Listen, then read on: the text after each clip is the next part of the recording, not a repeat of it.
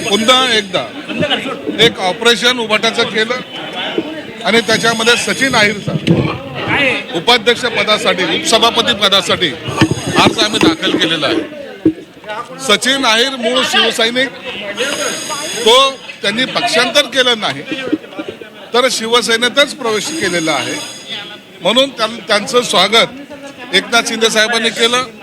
आणि आज मला वाटतं हा खऱ्या अर्थानं उभाट्यामध्ये असलेला असंतोष पुन्हा एकदा आपल्याला पाहायला मिळालेला आहे।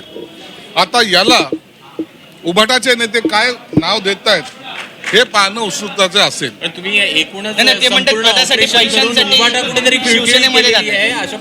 आम्ही ऑपरेशन करण्याच्या आणखी मानसिकतेमध्ये नाही होत।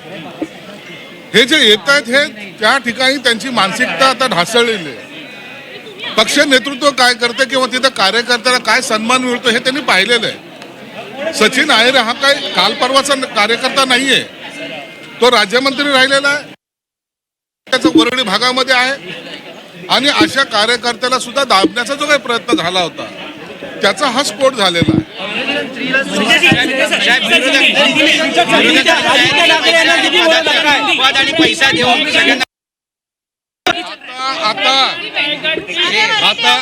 आता याच्यामध्ये आम्हाला हे ऐकायचं आहे की सचिन अहिरला या पक्षामध्ये येण्यासाठी काय ऑफर दिल्या, त्याच्यावर काय टीका होते, सचिन असं म्हणतील का, या सगळ्या गोष्टीचं उत्तर आम्हाला उभाट्याकडून अपेक्षित आहे। एक कार्यकर्ता म्हणून सचिन अहिरची असलेली इमेज आपल्याला सर्वांना माहिती आहे, म्हणून सचिनने घेतलेला निर्णय हा खऱ्या अर्थानं शिवसैनिकाची भावना त्यांनी या ठिकाणी व्यक्त केलेली।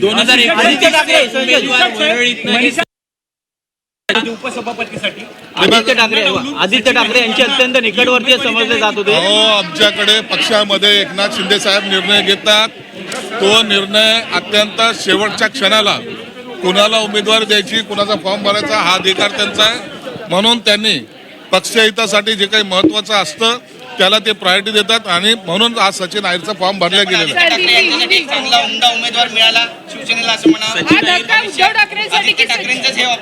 आता 29ला याचा सगळा उत्तर मिळेल, परंतु एक निश्चित आहे, आता वरळीमध्ये आके देखो म्हणणारे आता वरळीमध्ये येणार नाहीत अशी एकंदरीत स्थिती।